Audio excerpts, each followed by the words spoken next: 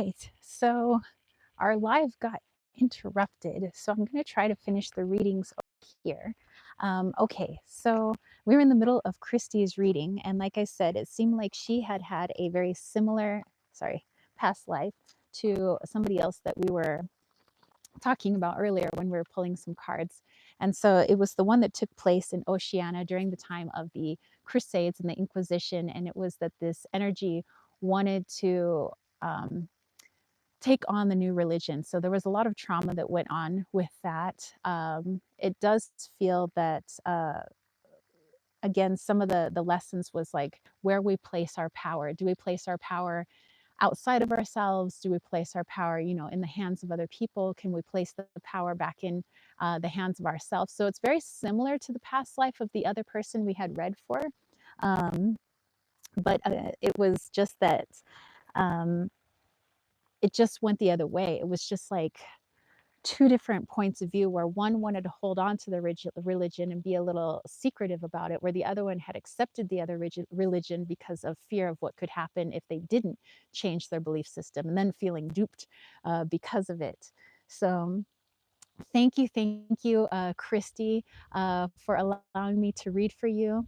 I believe we had two more readings. I believe it was Joaquin and 11.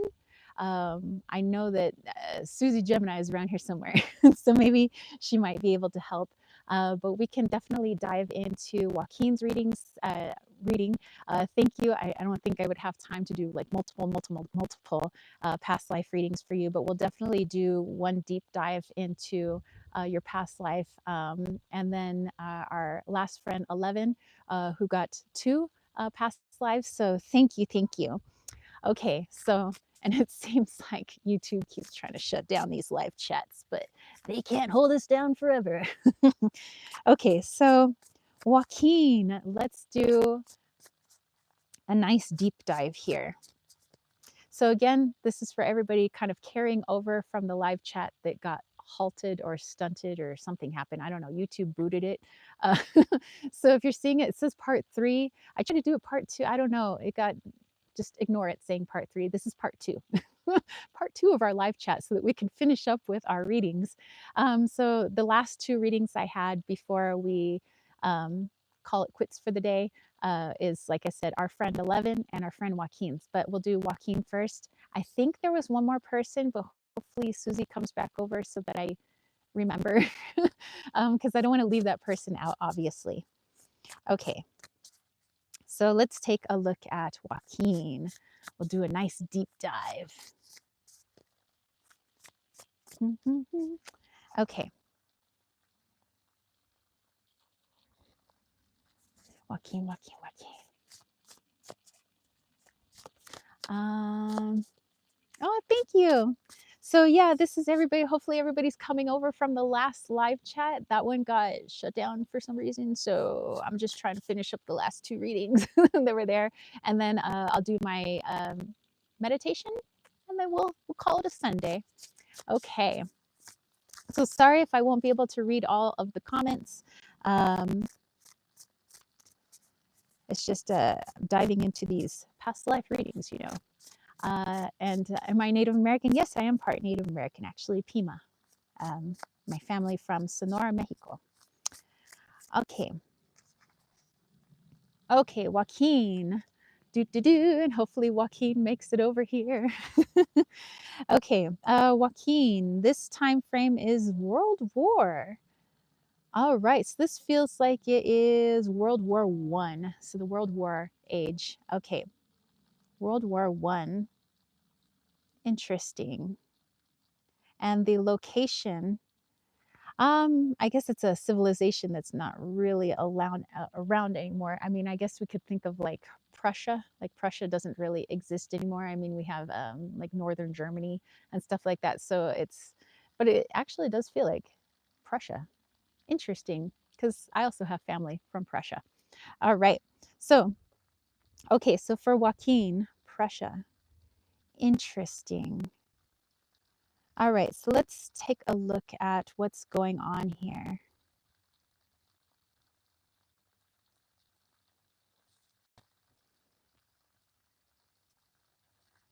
Okay, so your identity at the time was, and this being like World War I era, I don't feel, it feels more like a feminine energy coming through, like female energy coming through.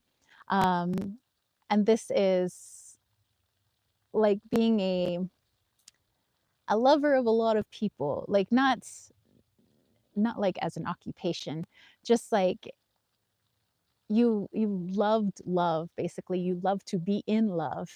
So not just like meeting random guys, but like you love to be in love, and you did fall in love with a few of these gentlemen, and that was kind of your thing. Like you felt like life should just be like where the heart is. Like if I want to go do this, I go do this. If I want to go drinking, I go drinking. If I want to go fall in love with this person, I fall in love with this person. And the reason being is because the trauma that was incurred as a young child was that of oppression, where your family was very strict, very much, you know, young ladies don't do this, young ladies don't do that, you're only allowed to do da, da, da, da, da. So that by the time you were a little bit older, I would say about 16, like a teenager, you wanted to be a wild child. You wanted to be free. Like you were sick and tired of living under mom and dad's rule. Like I just want to love who I want to love. I want to try to take a job if I want to take a job. How come I can't do things just because I'm a girl? Like how come I can't, you know, do this or that? Um, and so it was very much this like very independent uh young lady. So that's very interesting, but the trauma still did follow you, and it seemed like that's what really pushed a lot of your decisions. That yes, you were independent, yes, you were a very strong-willed character, but a lot of that was the driving force was I just want to do the opposite of what my parents wanted me to do. um, Oh, thank you, Susie. Yay, you showed up. Thank you, thank you. Um, so when it finally came to love, like falling in love, you never married, really. There was no one person that you loved with, but you had a lot of lovers, and a lot of men that were still your friends. Like I don't want to say like lovers where you just like loved all willy nilly, but you truly did care for these gentlemen, and they did truly stay within your life from time to time.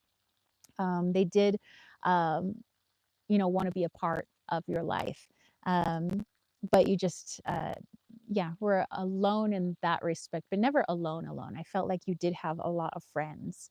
Um, One of the lessons to be gained in that lifetime, though, however, Joaquin, was learning to be more yourself instead of acting out of your traumas, learning to be who you truly were. And who you truly were was a really strong, at least this woman in this lifetime, she was very independent. She was very strong willed. She was led by her heart, but she had so much trauma like behind her that was the driving force. And it was confused. Like her ego traumas were confused with what her heart was saying.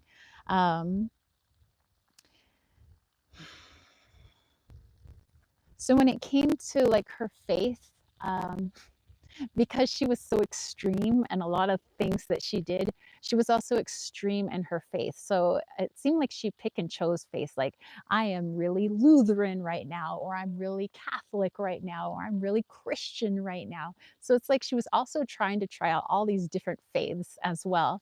And she became really fanatical about it. Like when she was Lutheran, she was super Lutheran. She wanted everybody to be Lutheran. And when she was Catholic, she wanted to be super Catholic, and she wanted everybody to be Catholic.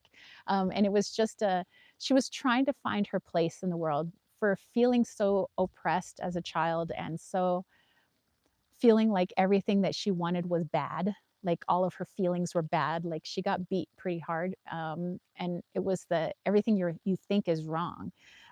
So it was like coming out in these very fanatical ways, which is why she was all like, I want to love this person, or I want to love this religion, I want to do this. And it was just really expressing some of that oppression that she had been feeling.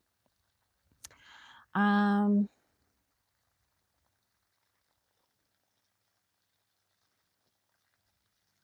I feel like she was a wonderful friend. I feel like she didn't have such a great relationship with her father, but she still kept in touch with her family from time to time, with her mother and her brothers and sisters.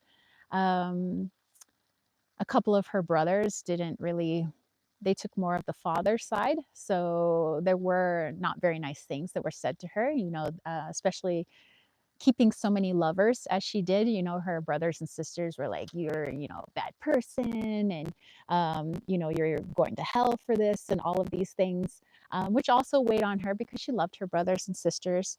Um, but it was just very difficult.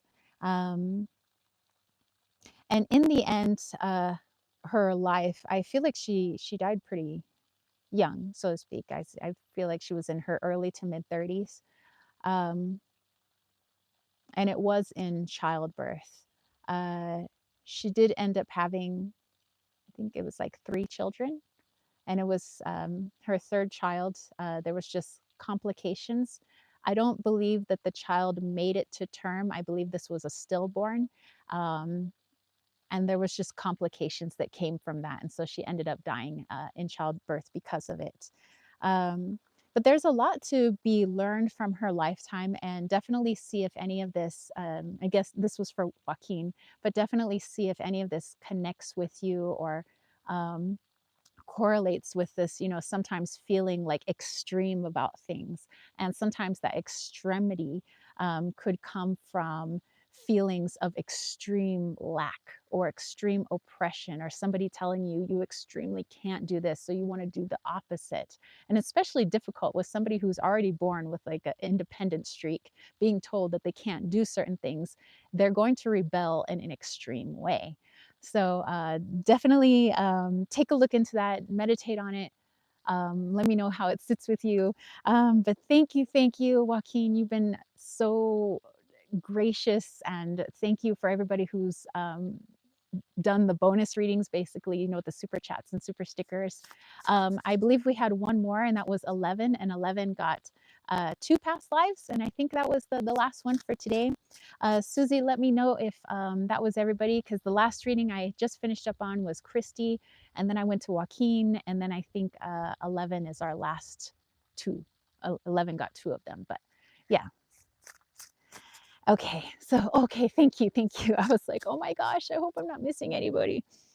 But yeah, I don't know what happened to the last live chat. It just like YouTube was like, you're all done here. I'm like, oh, okay. Okay, so I'm gonna pull 2 cards then for 11. Who again, thank you, thank you. Oh, Delroy. Oh my gosh, Delroy. I knew that there was probably one more. Okay, so Delroy, we're gonna do you next. And then 11 is the last. So 11 has the last 2 readings there. All right, Delroy, here we go. I do apologize. I do apologize.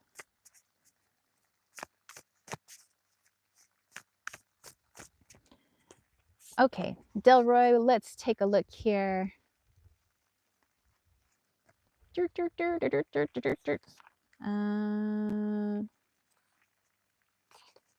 All right. No, no, no, no. Hold on. I think I got a card that was all kind of mixed up in here. Okay. All right. Got the right card now.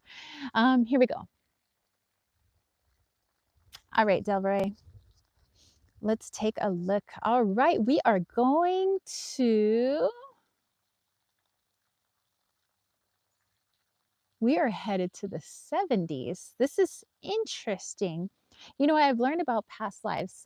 Sometimes we have a life that tends to overlap with this life. And like, for instance, I had a life that technically I would have already been born while this life was still happening. And that's just, maybe it's when we look outside of things, time doesn't exist. But it just is hard to wrap our head around when we're in linear time. I mean, even I have a hard time wrapping my head around it. But this takes place very early 70s. I'm thinking like 1971, 1970, somewhere around in there. But this is also taking place in Africa. I believe that we've had a couple of readings in Africa already.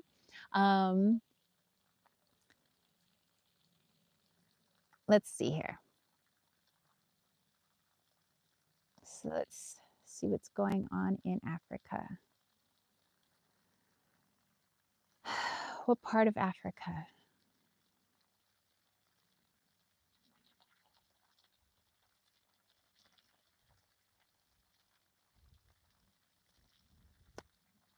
Okay. Okay. So this is 1970 Egypt.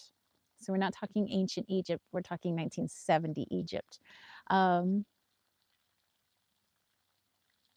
my goodness, there's a lot of abandonment that's been happening in some of these readings lately. So this was, hmm, this is more orphan, being orphaned, like a young boy being orphaned in Egypt. Um, I'm trying to figure out what happened to your parents.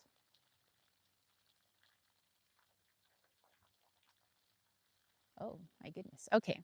So it seemed like your parents were kind of involved in some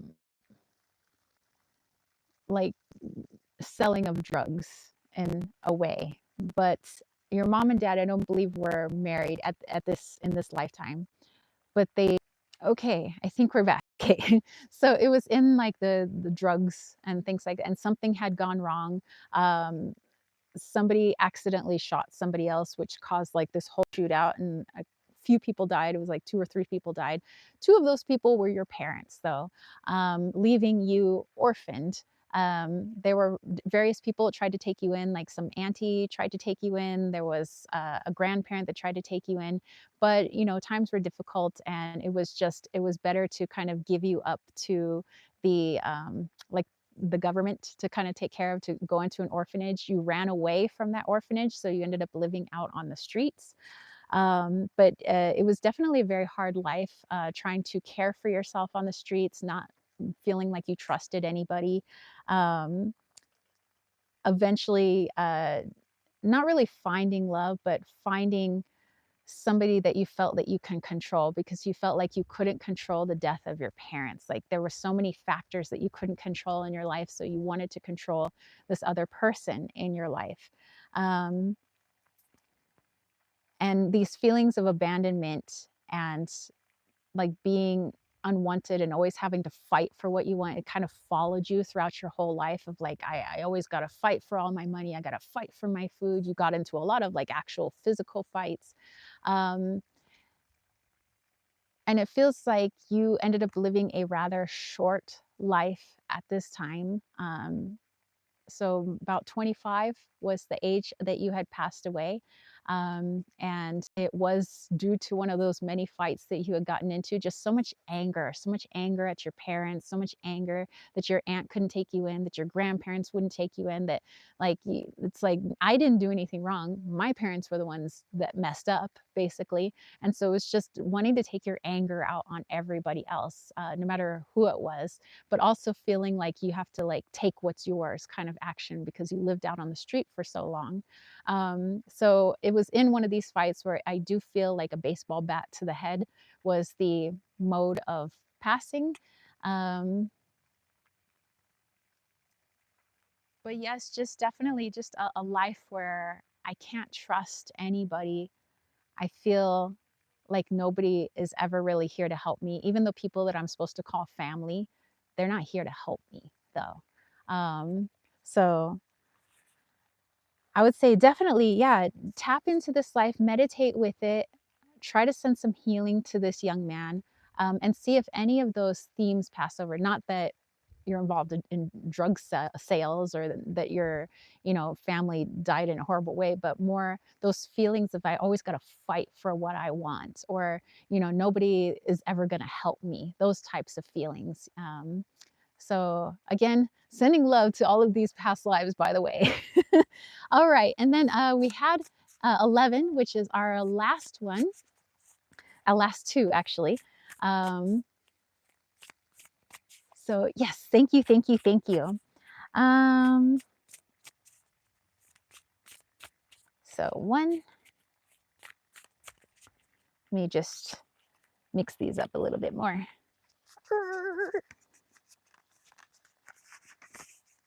Okay. Whoa. Okay. Hello. There was a life.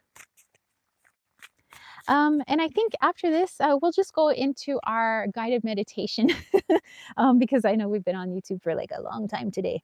All right. Okay. Okay.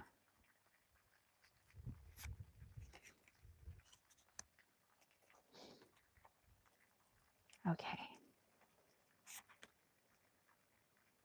All right. All right. So I have our two for 11. So we'll go through one of them here first and then go to our next one. All right. So our very first one takes place in, oh, antiquity. So we're going back into ancient times. Okay. So, but this takes place in classical antiquity in Northern Europe.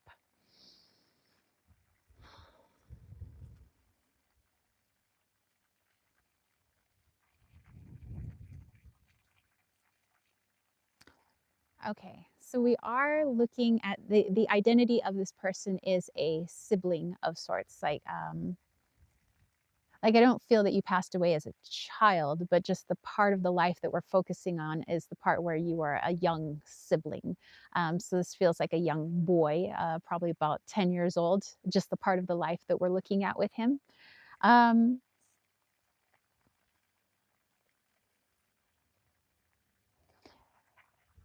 and some of the trauma that this young boy had incurred is was issues with his legs. Um,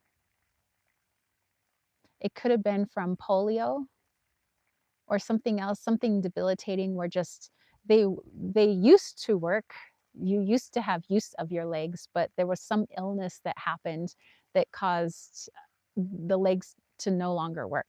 And because of it, being ridiculed by other people, by society, even by family. Your own mother had decided that she had done something wrong, and that's why demons or something had afflicted your legs, and that was the cause of it. The father thinking that the mother must have done something wrong because he couldn't possibly do anything wrong. He's like, the mother did something wrong, so blaming her for the paralysis of his son.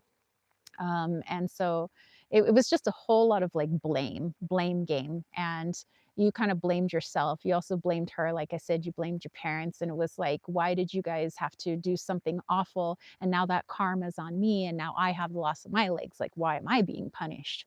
But also your siblings, there are a few siblings that like they saw you as weak and they wanted to like basically get rid of you. They were made fun of you all the time. They beat you up. They hurt you. There was a lot of physical abuse. Your father would beat you, your mother as well. So it was a very, very hard life. And it was just like, if we beat your legs hard enough, like maybe they'll work again. But like I said, this takes place in antiquity, so they don't the a scientific understanding just wasn't there yet. Um, So, in turn, when you grew older, your belief system was more of an atheist belief system because you wanted to believe in something that was different from your parents. Like they believed in like a god, basically, and they believed in like a form of a devil. And so you felt like because they had traumatized you so much, they had all the blame they placed on you, like anything that was going wrong in their lives, they placed on you, and they tried to hurt you. Um, that they you just decided, I don't believe in your God. Like if this is your God and your God has you treat me this way, like I don't believe in your God anymore. So he became atheist after that. He decided there is no God for me to be punished this way, for me to be beat this way, for my siblings to treat me this way, for me to be like made fun of on the streets and people to like shout obscenities at me because I'm a cripple. And like to be a cripple was not something that was really spoken about. Um, so eventually, when he got older, this young boy, and he did find love, um, it was with someone else who was considered another cripple, but she had I want to say, there was nothing wrong with her body. Like she was able bodied, but her mind was a little slower. than others. Like it took her longer to process what people were saying. So she may have had what you call it, slow cognitive processing. So taking people's words and being able to like put them in a way that she could understand in her mind just took her a little bit longer.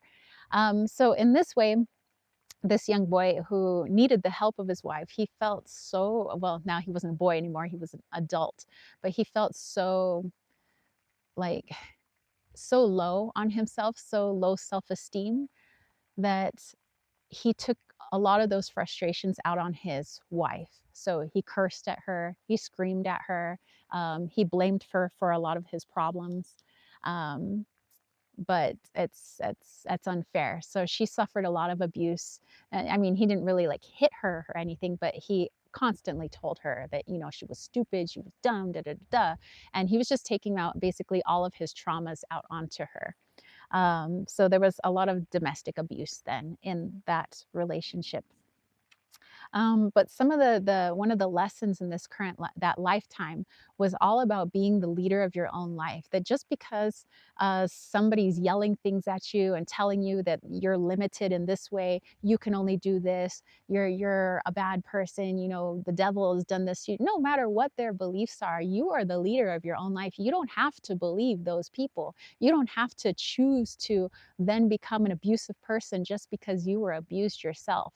So it was the understanding that I don't have to enact my traumas just because trauma was placed onto me. I don't then need to place trauma, you know, on somebody else. Um, in tapping in a little bit deeper, when we go into your mode of passing, however, there was a house fire that had occurred, and it happened. It was quite an accident. I think it's like somebody left a candle burning or something like that. Something caught fire, something fell over like the candle. It seems like a candle. Something fell over, the fire started. Um, you were unable to get yourself out of bed. You needed the help of your wife. She did not wake up. Um, in time.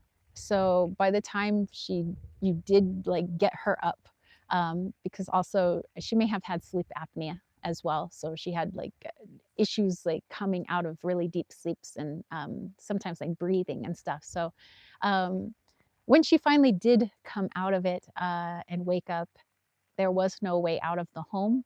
And both of you had burned in that fire. You had passed away in that fire. So whew, oh my goodness, my goodness, like a violent ending, I suppose. But um, definitely going in to this past life and seeing how we can help that person, because he did suffer a lot of abuse. It's just that he felt like he then had to abuse someone else just because of the way he was feeling. But granted, his condition was not accepted so well at that time, but also there was a lot that he brought on himself because of the way he felt about himself. So thank you again for allowing me to read for you. I have one more for you, 11. I know that you paid for two. So I have one more. Um, let's take a look at this. Okay. So this is our final one. And then we'll close our super chats and super stickers for today so we could go into our meditation. But all right, we are in the age of enlightenment. New ideas, new inspirations, new things are happening. So again, things changing over, much like today with our collective consciousness. So where this is taking place is interesting. um, Never really got to go to the Arctic, but this age of enlightenment is taking place in the Arctic, where we don't really have too many people living. I mean, we have people living in, well, I guess not Antarctica, but I guess there's people living in the Arctic, maybe. All right, but anyway, let's go into it.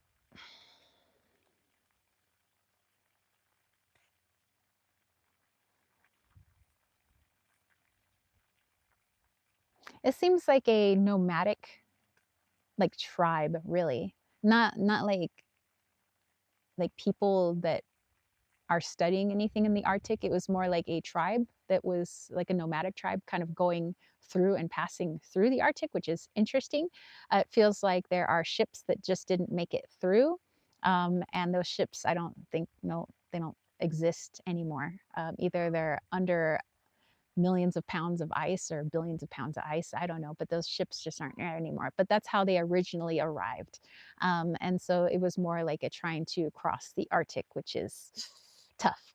Um, there were men, women, and children that were on the ship. Obviously, a lot of people died just getting there. I think there was a wrong turn. I don't think they meant to go to the Arctic, is what I'm trying to say. But this person that whose life we're looking into is a female life, and it feels like she had the role of a mother at this time. Um,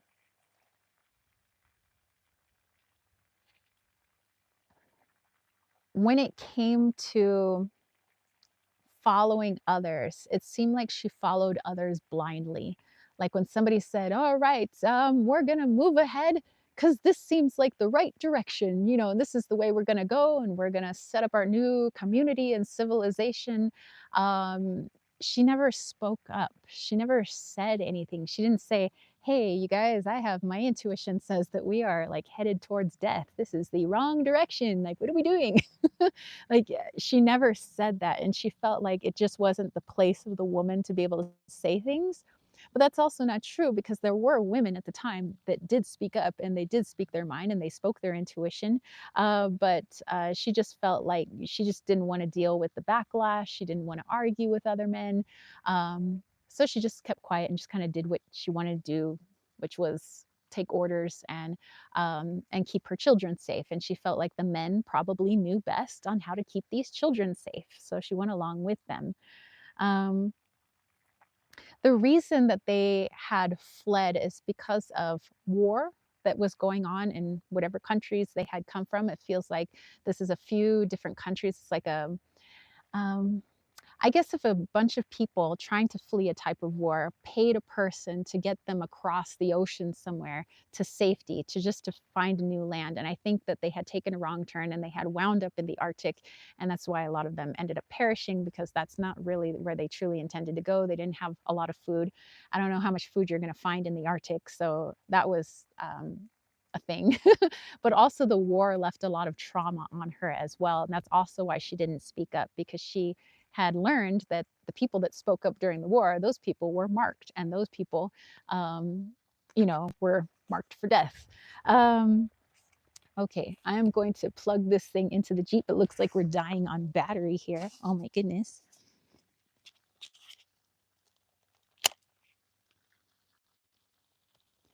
Okay, we're headed to the Jeep. Oh, sorry, my face is all in there. Um, but yeah, so that was part of the reason why she didn't want to say anything. Um, was because of what happened in the war. People were um, executed sometimes for their beliefs and speaking out against the war and things like that. So when she got to this brand new place, she took that trauma with her and she refused to speak up about what her intuition was telling her about which direction they should go, or maybe the help they should get, or the shelter, or anything like that. So it definitely followed her in that.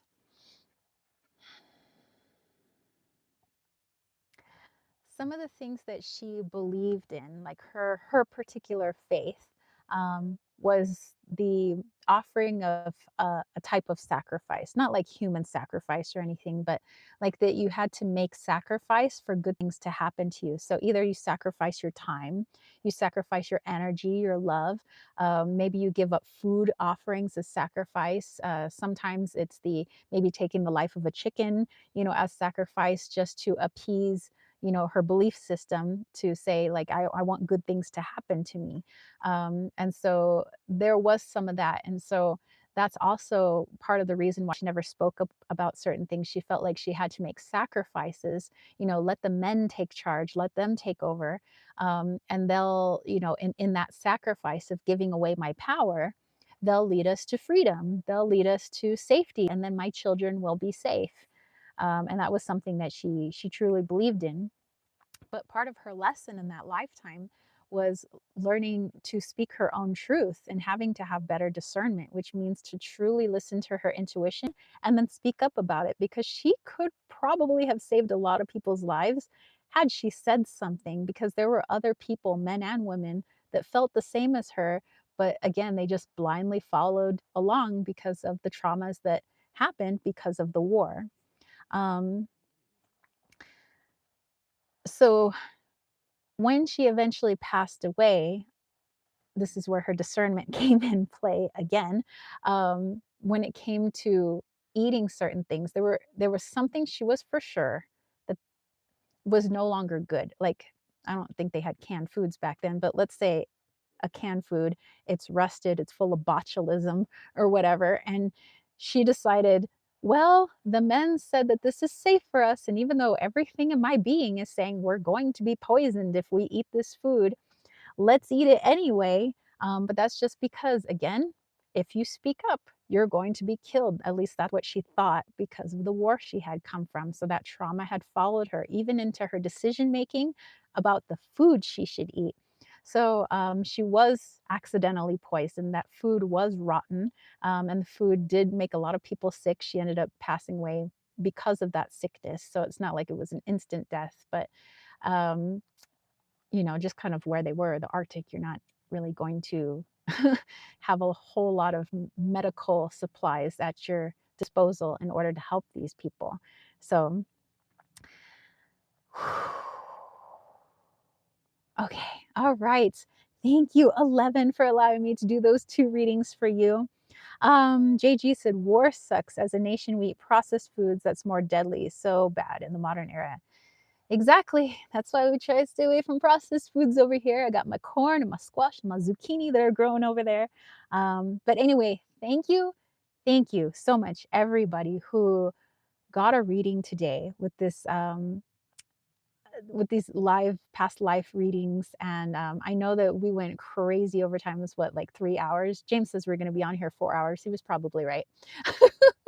But I enjoy them, and I thank you guys for voting for this for our live chat today. I want to take you guys through a quick meditation. Again, I don't want to keep you too much longer because it is Sunday and I know you guys have things to do, but I truly appreciate you guys coming here to hang out with all of us, all of you that offered your beautiful messages, all of your beautiful voices, and the readings, allowing people to kind of tap into your past lives as well. And I hope that anybody who's watching this replay reads the chat in both part 1 and part 2. I know it says part 3, but this is part 2 of our live chat. And I hope it was helpful, this chat. So thank you. And thank you to my crazy awesome moderators, especially Susie, who kept straight everyone that I had to read for. I know that was a lot of work. So thank you. Thank you. And 11 says, wow, I work in Alaska. Dude. And the synchronicities with all of these readings is so crazy. So thank you guys. You guys are so awesome. And just thank you. Thank you. So I'm gonna turn this camera around so you don't have to look, while we do this guided meditation. But let's do a quick one, just a few minutes. So let me turn this around, and let's give you the view of nature here. Ha ha ha. Ha ha ha. There we go. We got some mountains there. All right.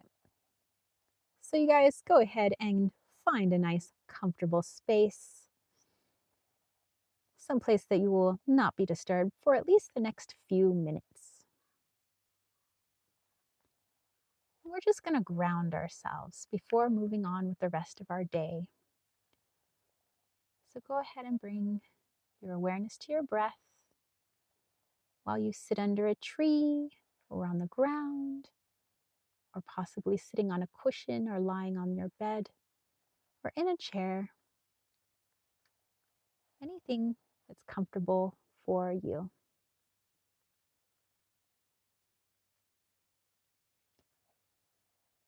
And I want you to place one hand over your belly and one hand over your heart.